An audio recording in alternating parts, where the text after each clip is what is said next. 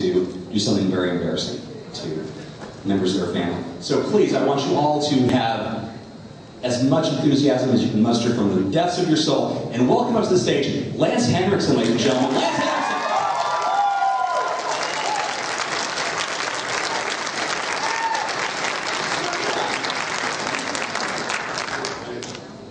Henriksen! You enjoying the show, the festival? Cool stuff, man. Lance, I asked a few of my readers from BigFanboy.com on Twitter the person who they would most like to have a drink with more than anybody else on the panel, and it wound up being you. And I'm curious if you're a whiskey guy. I tried it. Uh-oh. Now you're going to get some, holy moly. All right, a shot for everybody. What is that? Look what happened to your maraschino cherry. Well, fine, Kentucky Bourbon. Your story is very intriguing to me, mostly because acting wasn't something that you actually started out with, but you had a very fine desire to get involved with it, and wound up, being involved with carpentry on sets for stagecraft to begin with. Talk a little bit about. Oh, hang on. I tried to get close to acting. I mean, I wanted to be an actor. When I was a kid, I used to run away from home and go to the movie house, like a lot of people probably did back in my day. That was the place to go. You see Kirk Douglas going upriver in a big raft with a stick and flintlock rifles, and it took you right out of your own life. And I couldn't wait to become an actor. But, oh brother, I'll be right back.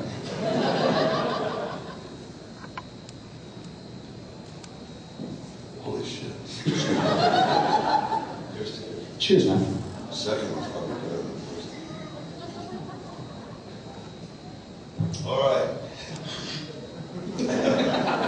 Oh man.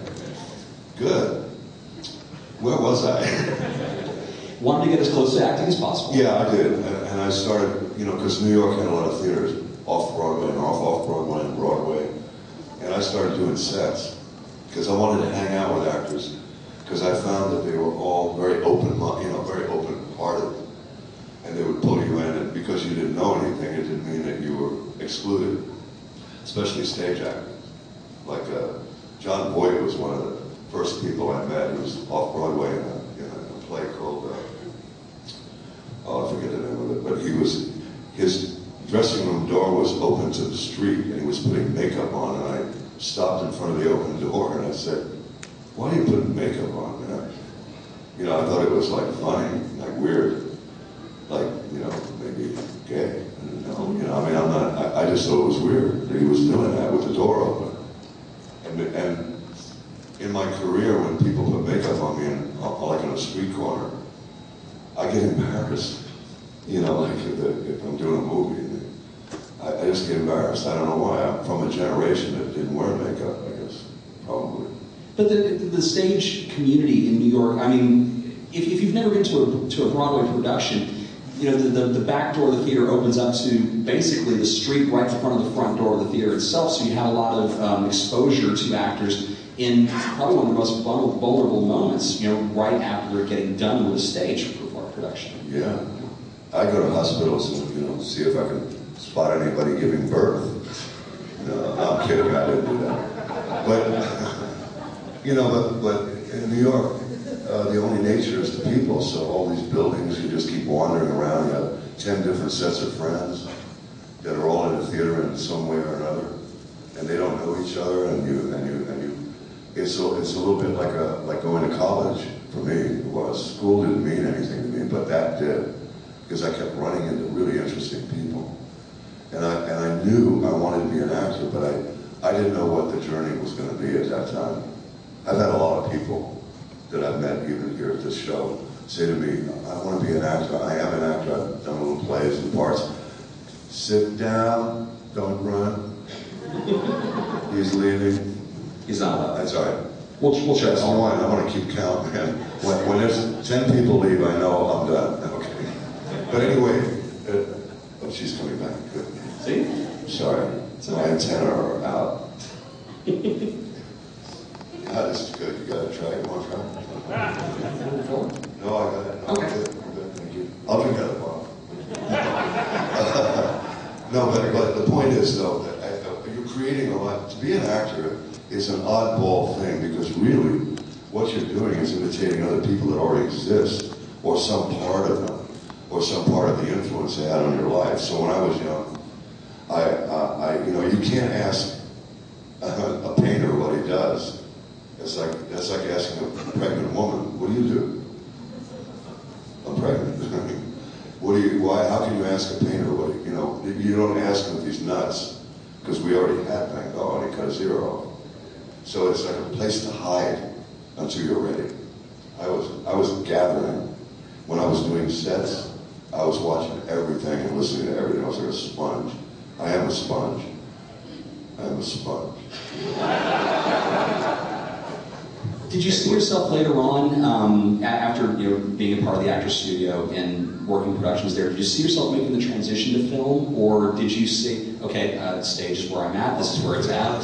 I'll be really honest. I did theater. I did about 5 years of theater and lots of classes at the Actors Studio and other places, neighborhood playhouse. And one of the things, once I did a movie, theater was gone. It was gone. Because I was living on $125 a week in New York City, and you can't buy dinner for that. And when I did a movie, they gave me a check, and it was, I think, for $1,800 a week. Man, I ran to the bank, and I got an apartment, and I was sleeping on girls' couches because my family had disowned me. In a sense, you're going to be an actor, you're out of the house. Yeah, you're going to be an actor, really? You can't even read, dude. It's like, so.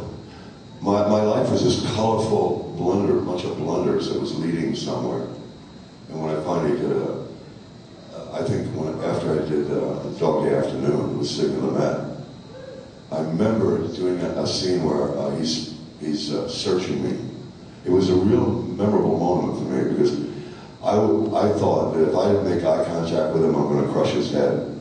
I was playing an FBI guy that hated him, had hate in him. That didn't hate him, but I was capable of hate. Ooh, boy, this is good. I'll bring some rocks next time. I'm just joking. I'm not getting drunk that quick. You're not that much older. A lot of memorable parts. Dog Day Afternoon. You mentioned Close Encounters of the Third Kind, but then you saddle up with James Cameron, a man who, behind the camera, tries to kill you not once but twice on the set of Piranha 2. He didn't try. It just happened. I mean, he didn't try to kill me. But, we almost... That much blood loss, I mean, I would think that would be the case, though. I broke my hand jumping out of a helicopter. But then another time, the helicopter almost crashed. And they, at the same moment, it was so shocking to watch that they dropped all the camera equipment right into the ocean. They were at the end of the pier. And we landed in a field next to the hotel where we were staying. And even the pilot, who was a drug chasing Jamaican pilot, this guy was great. He saved our lives. But he got out of the helicopter, and we were both shaking. And Cameron came running over, and he went, "Wow, that was something." And I went, "Yeah, it was." It was like, but that's better to me than not being an actor. Just surviving to that point. Yeah, man, I'm a survivor. Look at me. I mean, I've survived a long time on my bullshit. So after that experience on Piranha 2, Cameron writes the script for The Terminator, and originally has you as the Terminator. Yeah. They had Do you know that story? You guys want to hear that story? Yeah. Please. Oh, okay. Drink something. Bring your own glass, pal. This really happened. Cameron said, I met Cameron, we had some sushi. He was doing a drawing of me as the Terminator.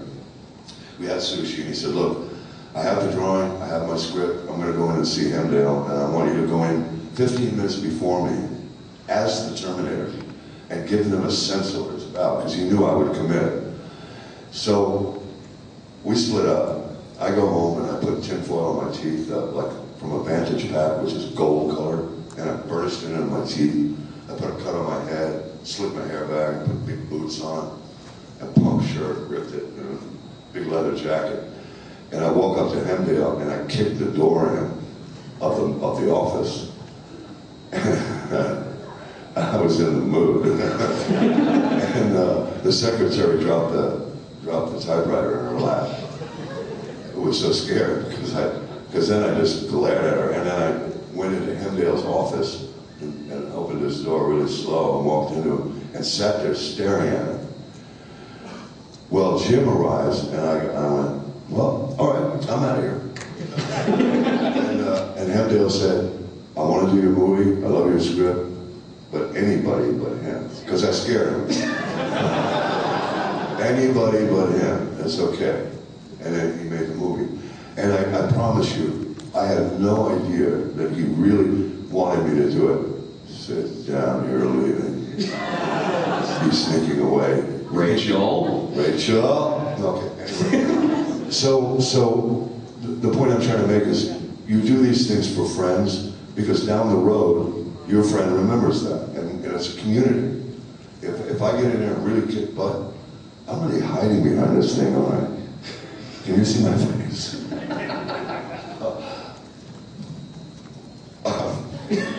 What I'm trying to say is that it didn't bother me that I ended up not getting that role. It didn't bother me one bit, because he's a friend and I want to see his movie done. I actually brought his script to my agent, who at the time said, he read it and he went, this is nothing special about this. And I thought, I'm going to get rid of this agent. After it came out and it made so much money, I went back to my agent and went, so, it wasn't very much, huh? You got a real taste. Your taste is in your ass, that's where it is. Sorry, excuse me. But, man, that's good. Here. What really happened as an end result, I had a relationship with Jim who I really liked, genuinely liked. And Terminator happened, and then they pulled me in to do Volkovich, which I enjoyed. Paul Winfield and I got along, and they wanted to do a TV series with these two clowns, me and him. You know, it was a great time. Sure, and the story goes that your character actually survived, and had you been available for T2, they were going to work in a cameo with you in a police department, is that right? They were. They were going to have me in a wheelchair, really angry all the time. Yes, you would be. Because I was wounded and shot up. You know, but anyway, you know, when you think about, I've done almost 200 movies now, and one of the things that I see is that every one of them was an adventure, and every one was about connection and a relationship. And you build relationships over long periods of time that you know I can depend on you and you're honest, and I can, they can depend on me for the same reason. And it's a great thing. It's a great world to live in, from a guy like I was in New York, struggling to find out, can I really get into this? I wrote a book, I wrote a biography, the egomaniac that I am. No, I'm not really, but I wrote it, and the truth of it is, they don't invite you in, but if you have the desire, they really can't keep you out. And so the more desire, the more chance you have of doing this kind of thing. Like in life, I think it's all like trying to date a girl that you see and she's impossible. You know it's not going to happen no matter what you do, but you try. And that cadre of actors that Cameron works with, you're welcome. There's a core group, especially through probably about the no, you're not. You're absolutely not. You're a stronger man than that. You know, Jeanette Goldstein, Bill Paxton, all those. I'm half Irish, man. You're wrong. I'm Irish too. We're all good in the hood. All right. Sláinte.